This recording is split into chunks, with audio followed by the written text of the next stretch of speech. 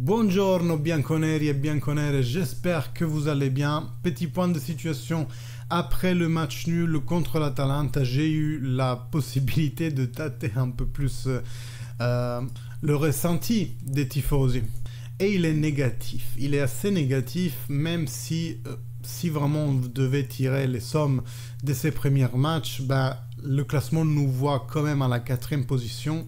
Et si on s'en tient à ce que nous disent les protagonistes de cette saison de la Juventus, Allegri, mais aussi Giuntoli, aussi certains joueurs, il paraîtrait que la Juve a quelque part atteint ses objectifs pour le moment.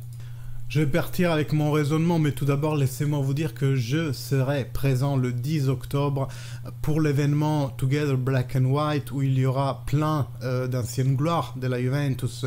Je cite Del Piero, Zidane, Platini. Déjà, ce triumvirat m'a plus ou moins poussé à prendre mes billets. Ça va être vraiment un rêve, en fait, de les voir en vrai. Oui, même si c'est des cinquantenaires qui tapent dans un ballon, n'est-ce pas? Mais il y a un attachement émotif qu'on ne peut pas expliquer. Del Piero, Zidane, c'est ma jeunesse à la Juventus. Platini, je ne l'ai pas connu sur le terrain, mais j'ai grandi dans son mythe, donc...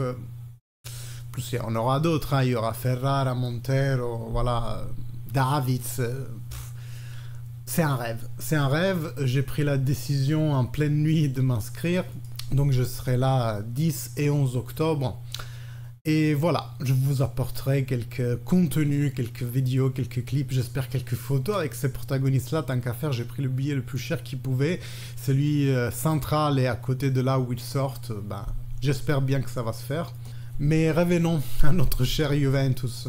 Donc, le problème principal, je pense, c'est qu'on n'a pas la même échelle de valeurs, nous les supporters, que l'équipe. C'est-à-dire que nous, on a été gâtés. En 10 ans, on a pratiquement tout gagné. Et plusieurs fois, on est allé même jusqu'à effleurer le rêve européen. Néanmoins, la société a été claire à partir de cet été, pleine confiance à Massimiliano Allegri à plusieurs reprises. Lors de sa conférence de début, Cristiano Giuntoli nous dit que Allegri est le meilleur qui puisse être, c'est le fuori-classe. Il emploie des termes visés à quelque part tuer le rêve que certains chérissent et chérissaient déjà à l'époque de virer Massimiliano Allegri. Donc ça c'est première clarté. Désolé, on m'a appelé, j'ai perdu un peu le fil du discours. Mais j'en étais sur la clarté, oui, que la Juventus a affiché lors des premières sorties en conférence de presse cette année. À plusieurs reprises, on est parti de la Juventus ne se pose pas de limites, entendu comme on peut tout faire dans ce championnat, à très rapidement avoir un speech de ne vous attendez pas plus que la 4e place. C'est-à-dire aujourd'hui le speech est... on vise les 4 premières places. Les 4 premières places, ça veut dire première place ou alors 4e place. Mais là, comment la Juventus veut y arriver à ce jour, c'est en sécurisant au maximum la 4e place. C'est une vue à la baisse par rapport à des objectifs qui nous, tifosi, nous sembleraient atteignables parce qu'on se dit c'est la 3e année d'Allegri, il a dû construire quelque chose. Nous, on ne le voit pas, mais... on se dit, il aurait dû construire quelque chose en 3 ans. Nous, on ne voit pas tout ça sur le terrain. La dirigeance, elle, semble nous dire, mais que voulez-vous? On a ce joueur-là, on peut arriver à la 4e place. Et c'est frustrant. C'est frustrant parce qu'on a vu pas mal d'équipes dans les dernières années émerger alors qu'elles n'avaient pas les grands noms d'affiche. Je pense surtout le Milan dit il y a 3 ans qui va gagner le Scudetto avec des noms qu'on n'aurait pas soupçonnés. Oui, il y avait Ibrahimovic, mais sortant avec une seule jambe, plus comme image de vestiaire que comme joueur qui apporte réellement quelque chose sur le terrain. On a eu le Napoli qui, sans gros nom, justement, il a créé des gros noms en gagnant le titre l'année dernière. Donc, quelque part, nous, les tifosi, on s'est dit, ouais, mais même sans les gros noms, on pourrait certes exprimer un jeu meilleur de ça. Et je pense qu'on a raison, au final, de dire ça. Le problème, c'est que nous, on réfléchit avec la mentalité des tifosi. La Juventus réfléchit avec la mentalité d'une entreprise qui doit tout d'abord dérisquer et sécuriser. Ce qu'ils veulent sécuriser d'un point de vue économique, c'est la 4e place pour avoir accès aux revenus que la Champions League te garantit d'emblée dès que tu participes. Cette année, n'oublions pas, surtout, n'oublions pas, parce que le cher Pioli s'amuse à nous mettre la responsabilité sur le dos du Scudetto. Et moi, il y a une réponse de Claudio Giuliani à Juventus que j'ai simplement adoré, si ça n'était pour le fait qu'il a cité Niccolò Sicavi à la fin. C'est un peu dommage de viser sur un joueur spécifique, mais son speech global était de dire, cher Pioli, c'est gentil de nous mettre ça sur le dos, comme quoi on devrait gagner le championnat parce qu'on n'a pas de Champions League, mais on te rappelle que la Champions League, tu es en train de la jouer sur notre dos, parce que c'est nous qui nous étions qualifiés à cette Champions League, c'est nous qui aurions dû déjà jouer contre le Newcastle, là jouer contre le Borussia Dortmund, avoir ces 80-100 millions que la UEFA te garantit d'emblée, on aurait fait un mercato, toi tu n'aurais pas fait de mercato, et on se retrouverait dans une situation totalement opposée où nous, on pourrait construire avec des nouveaux joueurs et toi, tu ne pourrais pas, tu devrais, entre guillemets, te contenter de, et là il cite Niccolò Sicavi. Il le cite pourquoi? Parce que le cher Hans, même si on l'aime et tout, à ce moment il a fait 0 minutes. Donc il est clairement le dernier du milieu de terrain.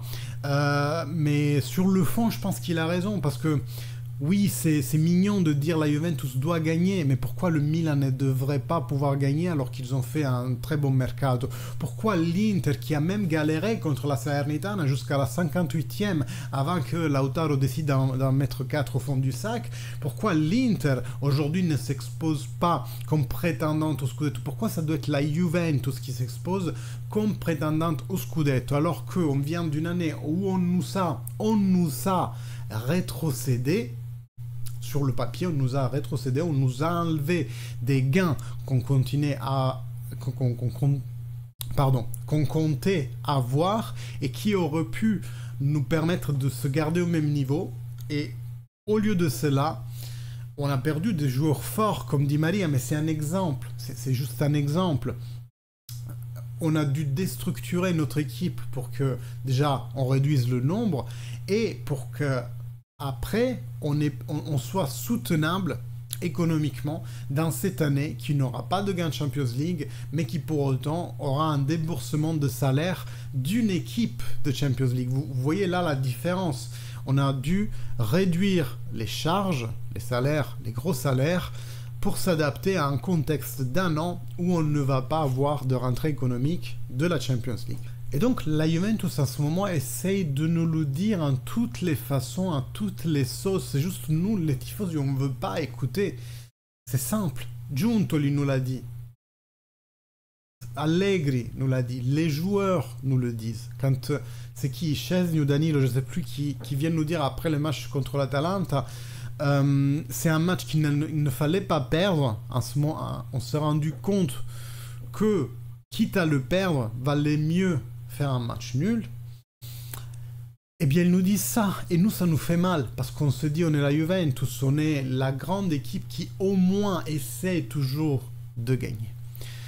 Les gars, faute de constater que la grande Juve que nous, on a dans nos têtes, qui existe dans notre imaginaire, en ce moment, sur le terrain, elle est simplement pas là. Et on peut faire le parallèle avec la première Juve de Conte. Oui, le parallèle est là parce que cette Juve non plus n'avait pas les grands noms et Conte a su construire quelque chose à partir pratiquement de rien. Ça, même si je déteste Conte, c'est toujours un mérite que je lui accorderai. Néanmoins, c'était une conjoncture de plusieurs choses qui sont allées bien s'imbriquer pour nous porter derrière à avoir 9 ans, 10 ans de victoire. Et c'est plusieurs choses, c'est Conte, c'est les bons joueurs dans l'effectif, c'est aussi une nouvelle dirigeance qui s'installe, parce qu'on venait de la Coboligi blanc, et on a eu progressivement la nouvelle dirigeance, Andrea Agnelli qui s'installait, Marotta, etc. Donc c'est toutes ces choses au même niveau qui nous ont permis de gagner autant. Entraîneur, d'abord Conte et après Allegri a porté sa bière à l'édifice, que n'en déplaise à certains. Et les joueurs. En ce moment, on a une dirigeance qui vient de s'installer, qui de football, c'est pas leur métier principal. Je ne veux pas dire qu'ils en connaissent rien, surtout Giunto, lui maintenant qui est arrivé, qui lui est un grand connaisseur de foot. Mais ils sont en train de s'installer. Quand vous prenez un nouveau poste, vous n'êtes pas opérationnel tout de suite.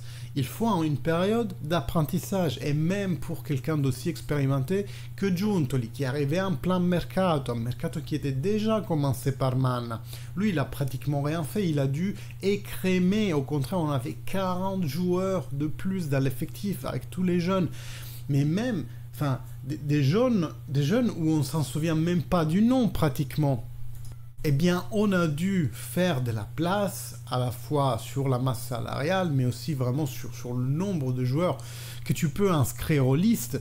Ça a été ça, son premier mandat à Giuntoli. Maintenant, il va prendre un peu progressivement les rênes de la situation. Il va parler avec Mann, il va parler avec Tognozzi, qui est le meilleur scout en Europe. On l'a, nous, chez nous, on a le Cristiano Ronaldo des scouts, pour faire quelque chose qui tienne la route pour la continuation de cette saison, peut-être même déjà quelque chose en janvier, notamment pour pallier à l'absence qu'ils annoncent prolongée, on le sera dans 2 jours, de Paul Pogba, mais pour construire une équipe qui tienne la route pour le futur.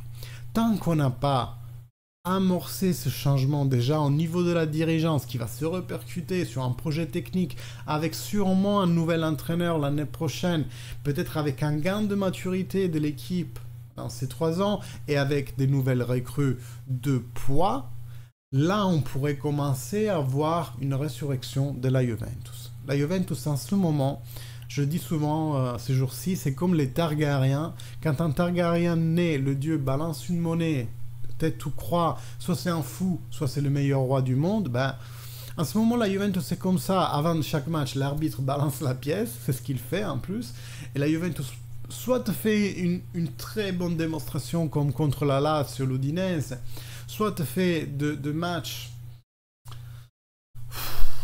waouh, comme Lecce, comme celui d'hier contre l'Atalanta, qui ne croyez pas qu'ils sont pas préparés. Ça serait vraiment dommage, mais ils sont préparés pour se défendre en fait.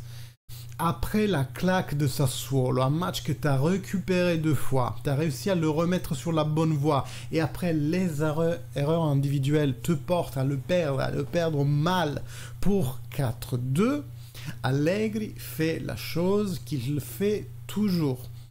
Il essaye d'entreprendre un nouveau chemin à chaque début de championnat pour après se rétracter dans sa carapace, dans ce qu'il connaît, la défense positionnelle, le contre-pied. Et Lecce et Atalanta ont le même plot derrière, il y a le même plan de match derrière.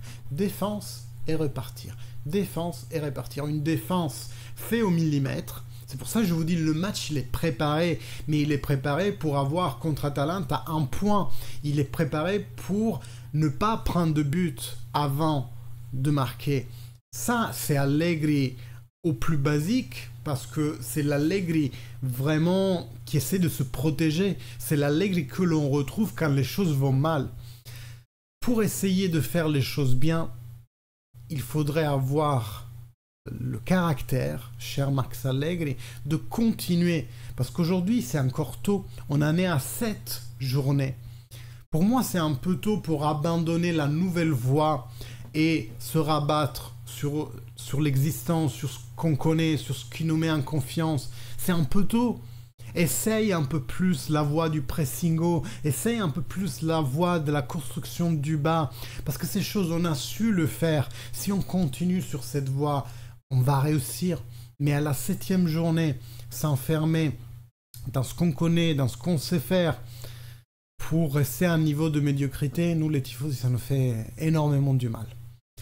Bon, j'espère que mon speech était clair, que je vous ai bien transmis un peu mon sentiment. C'est un sentiment de frustration parce que j'ai beaucoup plus d'attentes pour cette Juventus que ce qui est démontré sur le terrain et ce que les acteurs nous disent être les réelles motivations, les réelles ambitions de cette équipe ces années, il y a une dissonance cognitive entre les deux, ce qui fait la déception de notre part. Souvenez-vous toujours, la frustration, c'est l'écart entre l'expectation et la reality, ce qu'on attend et la réalité des faits. Si on a des attentes trop hautes dans ce cas-là, par rapport à la réalité, on sera déçu. Et c'est peut-être pour ça aussi que la société, c'est de nous dire visez bas, visez la 4e place, sait-on jamais, on gagnera le championnat. Je pense que c'est le speech de fond, mais nous les tifosi aussi, je pense qu'on a un rôle actif à jouer dans ça.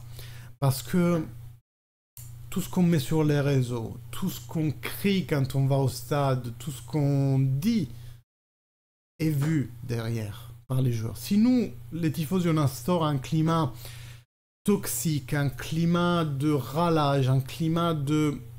voilà, lourd, on n'arrivera à nulle part. Le Milan qui a gagné le Scudetto l'a gagné en partie aussi parce qu'ils ont eu le temps de grandir avec un San Siro vide qui ne les sifflait pas à chaque faute. Quand on remarque que la Juve se fait siffler à la moitié mi-temps, je trouve ça un peu dommage. À la fin du match, why not? T'exprimes ton mécontentement. Mais pendant les 90 minutes où la Juventus joue, soyons là, soyons supportifs. Et moi, je le ferai même après, en fait. J'irai jamais poster sous les posts de la Juventus un truc trop négatif. J'essaierai toujours de garder une positivité, un espoir. Parce que si nous, on n'apporte pas cette étincelle à cette équipe, eux, ils ne seront pas capables de se l'apporter tout seuls. Merci beaucoup. Likez la vidéo, abonnez-vous si ce n'est toujours pas fait. Moi, je vous dis à la prochaine et fino alla fine, Forza Juve. Ciao.